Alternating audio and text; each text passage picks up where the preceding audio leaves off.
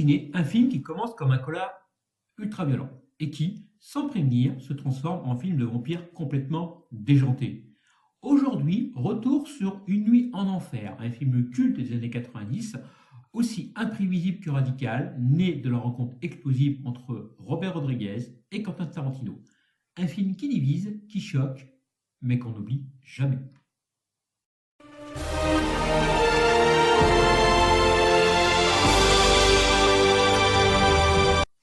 À l'origine, Une nuit en enfer est un scénario écrit par Quentin Tarantino. À l'époque, le réalisateur commence à se faire un nom en tant que réalisateur de films indépendants avec deux premiers longs métrages, Reservoir Dogs en 1992 et bien sûr Pulp Fiction en 1994. Le scénario de Quentin Tarantino est basé sur une histoire de Robert Kurtzman, connu dans le monde des effets spéciaux au cinéma avec des films comme Predator, Tremors ou Misery. Le projet est simple, un film de criminel en cavale, brutal, nihiliste, presque réaliste. Quand Robert Rodriguez reprend le script, il propose une idée folle, ne jamais annoncer le virage horrifique du film. Le but est clair, piéger le spectateur, casser ses repères et assumer un cinéma de genre libre, sale, excessif, à une époque où Hollywood laissait encore de la place à ce type de pari. Le casting est l'un des grands coups de génie du film. Tout d'abord, en recrutant George Clooney, alors uniquement connu pour la série Urgence et sa belle gueule. Ça tombe bien, le beau gosse sert justement à casser cette image de genre idéal et percer au cinéma. Son rôle de Seth Ghetto est calculé, froid, charismatique, complètement à l'opposé de ce qu'on a pu voir de lui dans Urgence. C'est le rôle d'ailleurs qui va lancer sa carrière à Hollywood. Tarantino, lui, ne trouvant pas d'acteur à la hauteur du rôle de Richie Checo, s'attribue le rôle, volontairement dérangeant, instable, presque malsain. Autour d'eux, on retrouve Harvey Keitel, Juliette Lewis, intense et rebelle, et bien sûr Salma Hayek dans une adaptation devenue aujourd'hui mythique. Le tournage du film a lieu du 13 juin au 20 août 1995 dans l'État de Washington, au Texas et en Californie. Le tournage se déroule également au Mexique.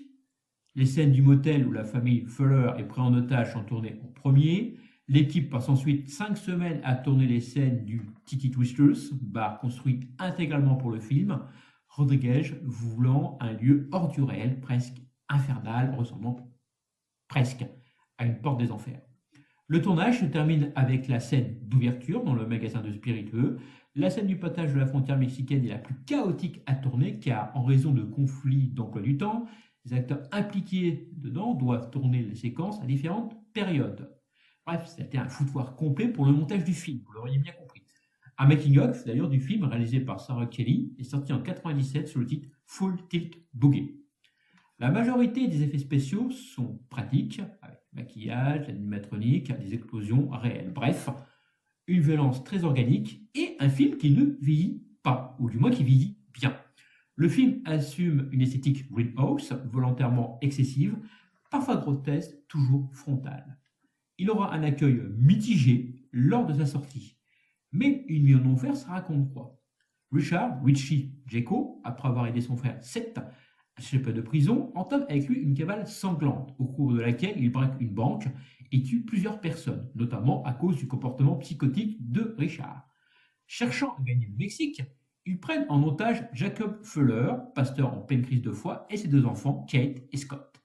Cachés dans le camping-car de la famille, ils parviennent à passer la frontière mexicaine et n'ont alors plus qu'à attendre l'arrivée de leur contact, Carlos, qui leur a fixé un rendez-vous dans un bar de routier dont le nom, Tilly Twisters, tortilleur de tétons, est souligné par l'inscription From Dusk Till Dawn. Mais ce lieu cache un secret monstrueux. La nuit vire au carnage et la survie devient le seul objectif. Alors, est-ce que c'est un bon film? Eh bien, oui. Vous l'aurez compris, Une nuit d'enfer est un film coupé en deux. La première partie est un polar tendu, presque réaliste. Le second bascule dans une horreur décomplexée, volontairement chaotique. Ce choix est radical. Il ne cherche pas à rassurer, mais à surprendre, voire agresser le spectateur. Cette cassure n'est pas un accident d'écriture, elle est le cœur d'un projet. Rodriguez et Tarantino cherchent à désorienter le spectateur, à le priver du confort narratif. Le film refuse toute progression classique et préfère l'impact immédiat. Le spectateur est piégé exactement comme les personnages. Sous le fun et l'excès, le film part de perte de contrôle, de fois mise à l'épreuve, de frontières morales et géographiques, de masculinité violente autodestructrice. La première moitié évoque le cinéma criminel des années 70, très cher à Tarantino, pour le voir dans Once Upon a Time in Hollywood. Les figures du hors-la-loi charismatiques, violence sèche, réaliste, presque nihiliste, qui fait après le style de Tarantino dans ses films. Les frères Gecko sont des archétypes. Seth est le professionnel froid, Richie est plutôt le sociopathe incontrôlable. La seconde moitié bascule dans le film de monstre, le film limite de série B, et dans l'esthétique Greenhouse assumée, comme je dis tout à l'heure. Les vampires ne sont pas élégants ou romantiques, comme on peut le voir dans certains films, n'est-ce pas? Ils sont sales, grotesques, agressifs, presque insectoïdes. Le film ne mélange pas les genres, il les fait sans trop choquer.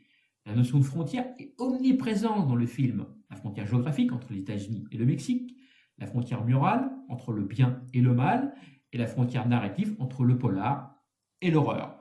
Le passage au Mexique marque d'ailleurs symboliquement l'entrée dans un autre monde, un espace où les règles changent. Le Titty Twister devient une sorte, comme je vous disais tout à l'heure, de porte vers l'enfer, un purgatoire nocturne où les certitudes explosent. La frontière n'est pas un lieu de passage, mais un point de rupture dans ce film. Dans le film, Robert Rodriguez privilégie un montage nerveux, une caméra mobile, des effets spéciaux, comme je dis, pratiques. La violence y est exagérée, parfois absurde, souvent grotesque. Ce choix donne donc au film une texture organique, presque sale, qui renforce son identité. Le film n'a pas peur d'être laid, excessif et imparfait. Niveau note, il reçoit la note de 7 sur 10 sur Sens Critique, 6,6 sur 10 sur Captain Watch, notre partenaire. Quant à moi, eh bien, ça sera 7 sur 10, car si le film a des points forts, comme son concept unique et imprévisible, ses personnages iconiques, sa mise en scène efficace, ses effets spéciaux pratiques, il a également de nombreux points faibles, comme sa rupture de ton déroutante, une deuxième partie volontairement désorganisée et un humour très marqué années 90. Bref, Union d'Enfer est un film libre, excessif, imparfait, mais sincère. Il symbolise une époque où le cinéma de genre osait prendre des risques détestés, mais qu'on ne peut pas ignorer. Film qui a eu 2 suites, Une nuit en enfer 2, Le prix du sang. Écrit également par Tarantino, mais uniquement sorti en physique en France. Et Une nuit en enfer 3, La fille du bourreau, qui a été écrit lui par Álvaro Rodriguez et qui se passe en 1900 et qui est honnêtement un vrai nanar, je ne peux vous en parler. Et vous, que pensez-vous d'Une nuit en enfer? Dites-le moi en commentaire. À la prochaine et surtout n'oubliez pas de vous abonner. Salut!